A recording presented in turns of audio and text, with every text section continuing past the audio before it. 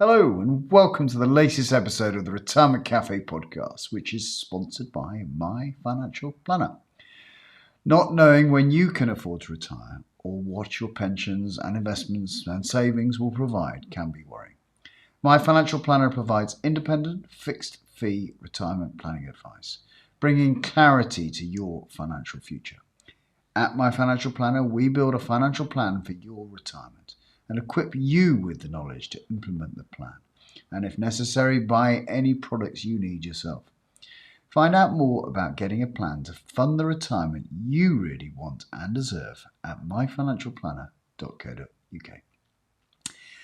I'm excited to share with you today the first in a new series of podcasts on the age of resilience.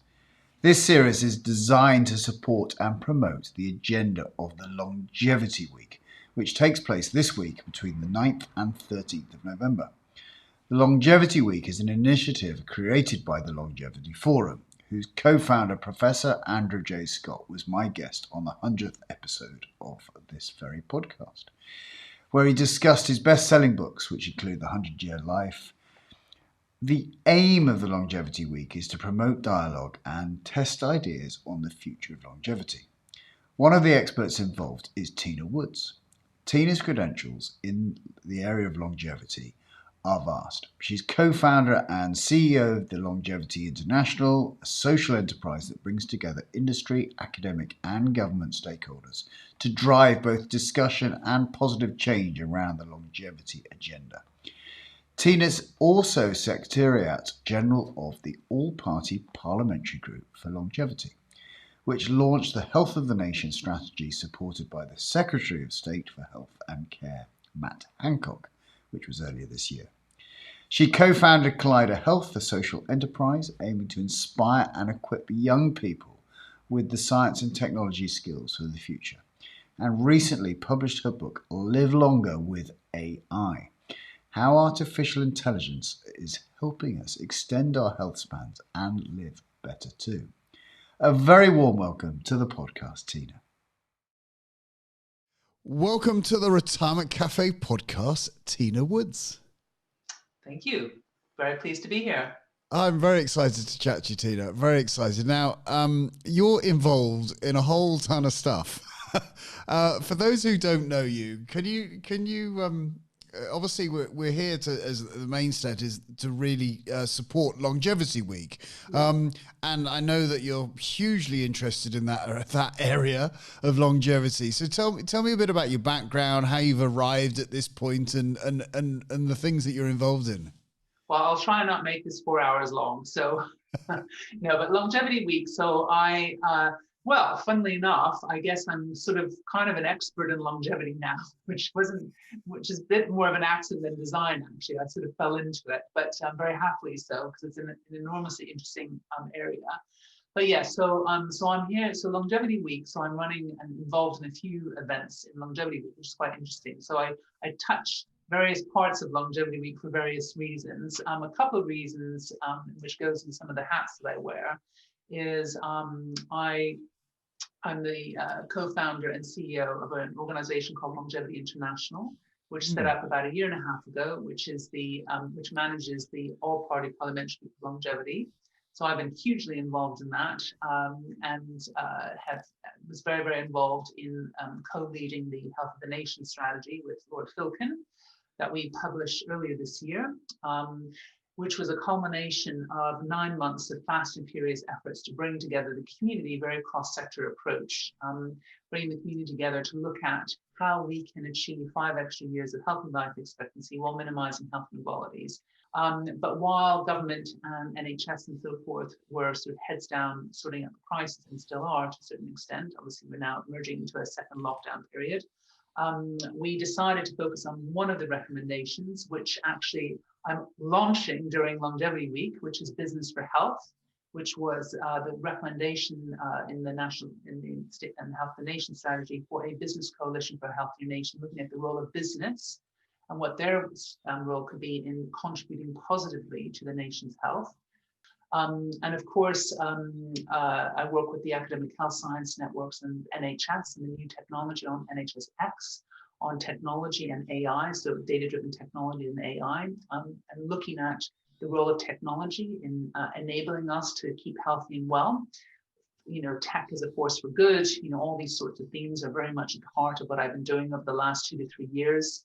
So I think this is where Business for Health is going to be quite interesting as a force, and hopefully will be a force to really look at this properly, because we need long-term sustainable investment, innovation, and I'm talking long-term, years and years, rather than sort of the short-term sort of political cycles and also budget cycles in the NHS, which is very much geared around activity around disease management rather than prevention. So some big stuff that we're looking at, and ties together all my interests of the last 3 to 4 years that I've kind of developing as an ecosystem builder to drive change and sustainable change in health and care.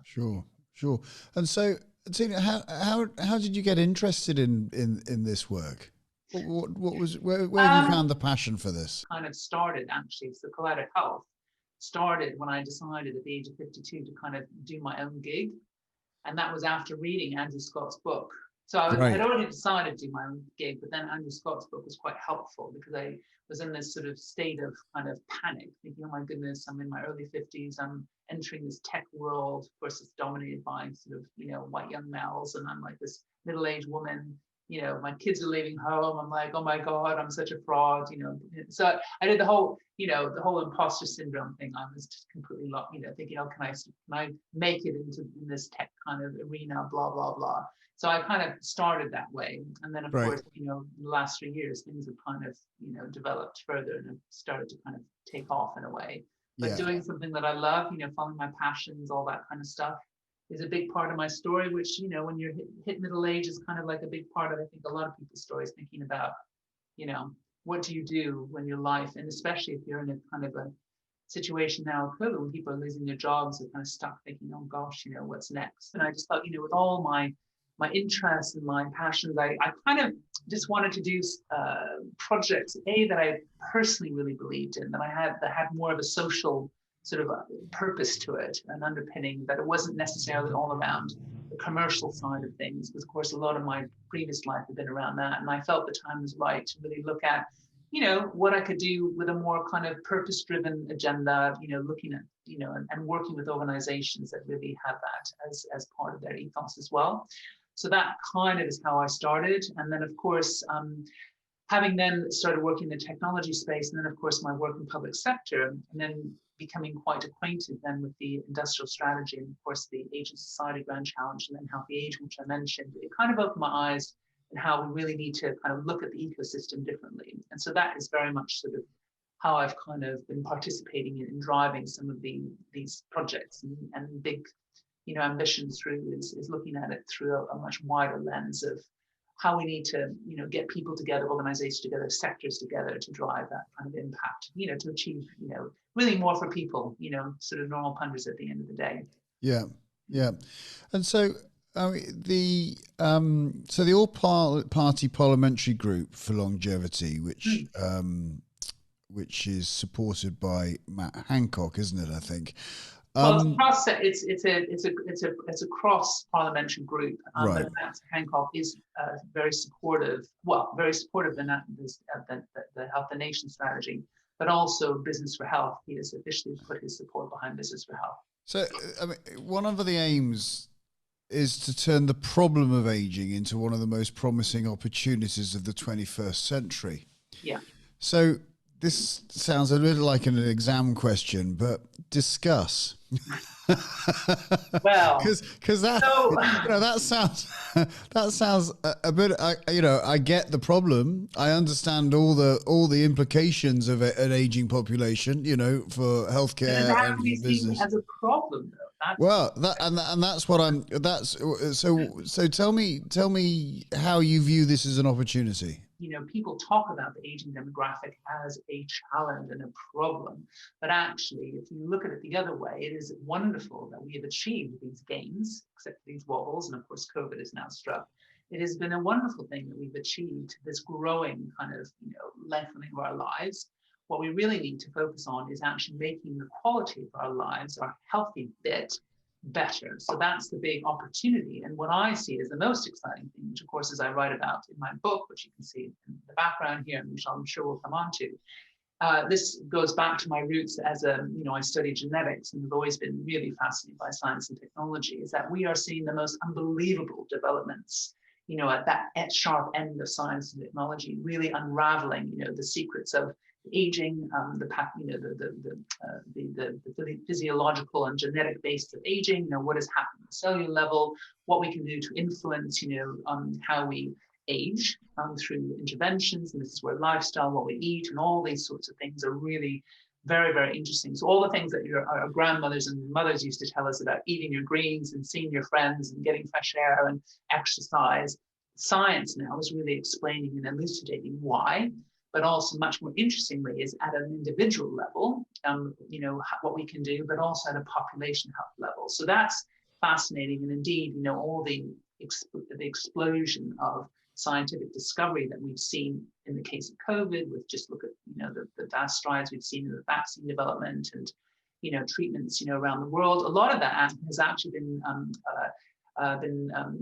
very much driven by the scientists in the aging space, because they could see as the data was coming out, the people who are most affected by COVID are those, well, initially it was the older population, which of course is true, but age is the biggest risk factor for all the chronic diseases, which of course, and actually we have a chronic disease epidemic, but actually what we know now, this is where the science and technology is so fascinating, is there is so much that we can do to address these chronic diseases, most of which are lifestyle driven. Unfortunately, most of them are also linked to social inequalities, but there is an enormous amount that we can do. So that's exciting. So from a commercial point of view, it is extremely exciting. If you're an investor or a business sort of trying to get involved in this space, there's huge unmet need, especially, and I look at myself, I'm now 56. I mean, I'm this sort of, that sort of intersected. I'm sort of baby boomer generation X, I was born in 1964. We have very, very different aspirations for what we want as we grow older, but yet our society is not caught up in terms of what's available for us. I mean, do you think, and I think very few people are looking forward to the idea of going into a care home, for example, and all those, I think we could be far more creative and imaginative in terms of the products and services that are out there for people like myself and older individuals. We don't change as people, our needs might change, but actually, so there's a whole area around that. And I think the whole social imperative for getting this right is absolutely humongous, and especially coming out of COVID, from what we have seen happen. So I think there is so much that we can do to seize on this in a much more, I guess, positive, optimistic, empowered sort of light. But we need to tackle how we see it. And so I think that is a massive opportunity, because I think once we see it differently, it opens up so many possibilities. And frankly, we could start looking, forward to growing older if we have our health, because there's a lot we can do about our health. If we have environments and places where we'd like to be as we grow older that are, done in a different way than are currently being done, then I think, we'd probably, be a little bit more sort of optimistic, in how we see growing older. Yeah. Yeah. So you mentioned briefly a second ago your new book, which has just come out, I think, in September, Live Longer with AI. So what do I want to ask you? I mean, I'm really quite excited. I've got so many questions. So for the audience who may not be familiar with the term AI, what is it? And then more importantly, whereas the things I haven't had opportunity to read all of the book, but where I can see the opportunity with AI around healthcare, there's some kind of obvious stuff there. Yeah. What's the other stuff that you're excited about in AI, in a kind of lifestyle, in preventative medicine, in communication, community, those other aspects that we know that are improved, your longevity is improved if you have those other things in place? And where do you see AI fitting? So when I say, yes, of course, the title of the book is Live Long with AI, and actually the subtitle is How Artificial Intelligence Can Help Us Extend Our Health Span and Live Better Too. So health span is the most important part of the book title, actually, is how technology we talk about AI as data-driven technologies in the main that I'm talking about, can really help us increase the healthy bit of our lives and kind of a longer lifespan is kind of like the side effect is more, I'm not interested in radical life extension and all that sort of stuff necessarily. It's like, it is really about having a good quality of life as healthy as possible. And if you get it right, you have a longer lifespan as well. So that's very much my focus. But just going back to your question about what is AI, so artificial intelligence. So it's technically any machine that shows intelligent behavior. And of course, machine learning is the really interesting bit about AI, which is, how machines can learn from data that it is, you can train, and this is where algorithms and all the rest of it. So it's that technology piece, which is all about using technology, using data in a way that can learn. And I think that's really interesting. And of course, things like deep neural networks, it pretty much is a concept that mirrors actually how our brains learn. And it's basically taking that concept of how brains learn into, I guess, the technology sphere. So it's about learning and being able to do things better. And of course, what AI can do, which and has been shown to be doing in extraordinary ways already in the healthcare setting, for example, is in the case of imaging. So we now have, for example, in chest imaging, breast cancer imaging, AI can actually spot patterns because, of course, if you've got scans and of course computers and computer vision as it is now, it can spot changes and patterns, very, very effectively and much more quickly than the human eye can. So of course, in that context, of course, AI and technology has really, really galloped ahead in terms of, the imaging space, diagnostics, etc. Back end, making things more efficient, of course, has also been a huge application in AI, certainly in the NHS and systems at a systems level. But my fascination with AI is actually what it can do in the health context. So going back to my point earlier about, the way that I sort of talk about it is that, at the moment we've got our focus very much, in the context of healthcare. That's about 10% of the determinants of our health, the quality of the care that we receive in hospitals with our doctors. So, that's important, but actually it's the 80 to 90%, our environments, our genomics, our housing, how we behave, our mental health state, our behaviors, things like that, which are the 80 to 90%. Now, some of them we have control over. Some of which are more difficult. And this goes back to the inequalities piece. It is difficult if you're raised in a poor area, if you're in poor housing, going to rough schools. These are more difficult, and of course that's something that government and society, we have to all work together to address those inequalities as a society. But in terms of us as individuals and also our responsibilities in terms of being part of the family and our neighborhoods and communities, which of course, coming through COVID, we've seen this massive hyper-mobilization of us as human beings looking after other human beings, and also looking after ourselves. There's a massive potential where technology could potentially have an incredible role to play. So that's a lot of what I write about in my book, and that goes back to my own fascination with genetics, for example. But of course, AI is being used to understand what is going on at an individual level, and then of course being able to access data sets from more and more people at a population health level. What AI can do is it can spot patterns between data sets to identify new areas of potential intervention, to make us healthier, to identify what puts us at risk. Things like that, which are very, very exciting. So I go into a lot of detail in my book about concepts like biomarkers and digital fingerprints, for example. These are all markers that can be used to assess how we are doing as we age, and the whole science of aging, and all the scientists that are working to really uncover. So the nine hallmarks of aging, which was published in Cell about 4 years ago, sort of go into detail about the 4 different ways that your cells effectively sort of age, and what are the underlying sort of mechanisms for that. So the scientists now are really sort of unpicking and coming up with strategies and interventions, and some of them are drugs, for example, but not all of them, what can affect those underlying processes of aging.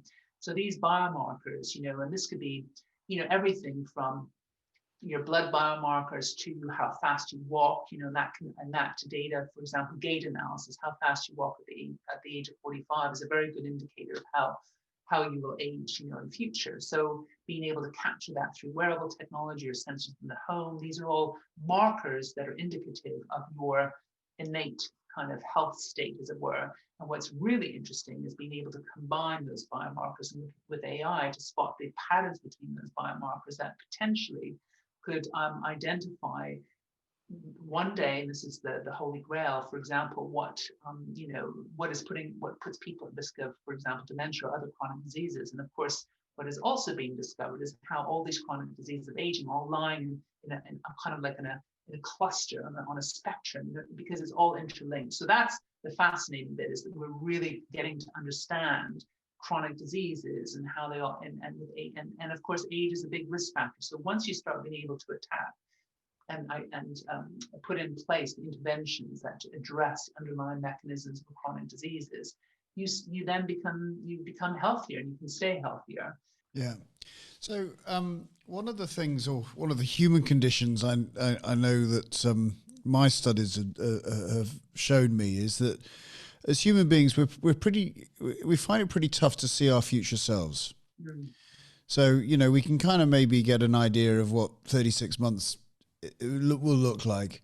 And there's been plenty of studies that if you're going to a conference in a month's time, that you have to choose the lunch option now, that you may choose the salad. But if you actually arrive at the conference tomorrow and you haven't pre-chosen your lunch and there's a cookie on the table, that you're quite likely to take the cookie. So I'm imagining, and I don't know whether it would be right, I'm imagining that if AI could give you a picture of your, take some biomarkers, take some some metrics of where you are currently, and observe your current lifestyle to future predict what your future looks like, and that might be frightening enough for you to change your existing way of life. So I think you're absolutely right. I mean, we humans, we're very irrational beings, and of course, human behavior is the trickiest thing to deal with. I mean, that is patently obvious and very, very true. And that's where we have to design whatever it is, products and services. We have to understand that we are dealing with human behavior and nature, which is very, very complex and very unique and very individual to each and every human being. So, but just as a very the way that you reminded me, I went to this really interesting exhibit. This is about probably 8 years ago now. It was when my sons were old enough to still want to go to the science museum. So my youngest is now 18, but I went to, there was a really interesting exhibit which showed, depending on your behaviors, what you would look like at the, about 40, 50 years into the future. So of course, if you smoked and you ate unhealthily, you would look, a lot rougher and a lot older than if you didn't. So that is, and so those sorts of mechanisms can be actually quite useful for a lot of people. And funnily enough, I refer to this in my book, actually, just about a week before print, the proofs had to go to the publisher. One of the scientists and entrepreneurs who I interviewed in my book, called Alexander Hancock, who's one of the leading pioneers in AI-driven drug discovery, but also in aging biomarkers, and is doing extraordinary work around the world, and just launched a company called Deep Longevity, and they have come up with an app called Young.ai. And so this app, you can take a selfie of yourself, because even your wrinkles and the state of your skin is very, very, and skin is actually, it's the biggest organ in the body, actually, and it kind of mirrors your inner health, actually. So if you have a lot of wrinkles, a lot of spots, if you're a bit yellow, it's a good, it shows sort of what you're like inside.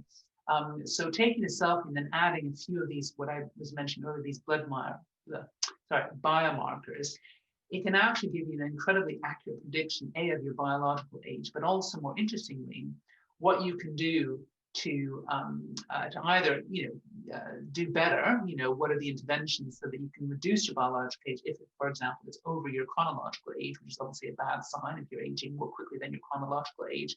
So it gives you an individualized sort of approach to what you need to do to keep yourself in a healthier state. So you can actually get younger biologically by doing the right thing. So this is this is interesting. And that, even with vanity alone, for some people, that might be enough. But if it's about keeping your health, and it's about also looking forward in terms of what you want your life to be like, do you want to live a longer life in poor health when all the evidence shows that it can reduce your productivity? It may mean that you can't work for as long as you might like, or you might not be able to do the things that you love, like skydiving or biking, or whatever it might be.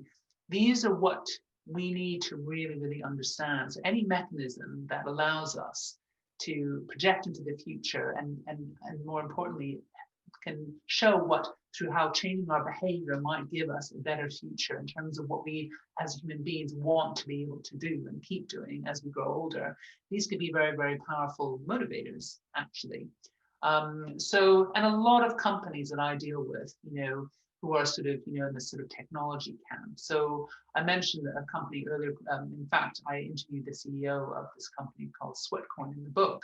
So this is an app that incentivizes people to move more, and it understands and taps into what you as an individual is motivated by in terms of reward. So, it might be, collecting enough points to buy a handbag, or it might be something very different, membership to a gym, or whatever it might be. These are techniques that they have honed, which tap into the human behavior that you describe. But of course, health insurers are already doing this as well. Like Vitality is a very good instance of this. They had all these posters around the tube when I was still going to the tubes, where they would give you a smartwatch or an Amazon Echo, and they would give you a discounted premium or rewards if you showed good behavior. So, which can all be collected now with all these technologies. So, and for some people, that's quite a motivator. So there are different techniques and strategies that one can use, to incentivize a person at an individual level. But of course, collectively, if we had enough of those sorts of strategies and those sorts of products and services, that could actually add up to provide an enormous benefit at a population health level as well. Yeah, absolutely. And I can see, we're all interested in what's in it for me. Of course, we're humans. Yeah, absolutely. And I think that if people could get accurate health data without having to, trot on. Well, we're seeing that I don't think it's possible currently to trot off to your GP without significant involvement in lots of people. But I can imagine that a lot of these products and services are going to come on fast because of the way we're now having to change the way we live. And they're already out there. I mean, if you look at, big tech are all over this already, because they could see that health was where they were going to have the real sweet spots from, because they're collecting all this data in terms of what we're buying, what we're doing, what food we're eating. They know us practically better than we know ourselves. And of course, if you look at Apple and the smartwatch, there's a mass, they're collecting all this data on us through these wearables. And, and I write a little bit about this in my book, but the two big killers, high blood pressure and atrial fibrillation, these silent killers, they call them, because a lot of people don't realize until it's too late. This can all be, through the new technologies and through the smartwatch, you can very, very quickly tell whether you've got atrial fibrillation or not. So these are the sorts of things that could actually make a huge and massive difference to people's lives. Yeah, fantastic. Well, it's been fascinating chatting to you, Tina. I really do look forward to having a deep dive into your book, Live Longer with AI. As I say, I had a little brief flood through it before we chatted, and there's a number of chapters that look very interesting, so I'll enjoy reading that. Before we go, where can people find out more about you, where they can find details of the book and the great work that you're doing? Well, there's obviously LinkedIn is always a good place, Tina Woods at LinkedIn. But there's a website specifically for the book called livelongerbetter.org. So that's a good place for information on the book. And you can always drop me. Collider Health is my main sort of hub. So Collider Health is my sort of company website. But but LinkedIn is a place where there's so many hats that I wear. So that's a very, very good place to start. Because I seem to be, yes, there are various sort of social enterprises and groups that I work with, which are all on LinkedIn. So And before we go, tell me, what does retirement look like for you? Busy. I don't think I'll ever retire. And I think everyone's going to have a unique formula for themselves and what they want to do in retirement. I have an immense curiosity about the world, and I will always be learning. That is for sure. I'm not someone who's terribly good at relaxing. I like to keep busy, so I think I will be busy till the bitter end. But at the moment, I'm hugely enjoying what I'm doing. I'm meeting so many interesting people. So I keep very, very busy. I'm hugely curious about the world. And as long as I'm learning, I think I will probably never stop. Marvellous. Brilliant. Great. Wise words. Thank you very much, Tina Woods. Thank you. So until next time, this is Justin King helping you feel more informed in your retirement.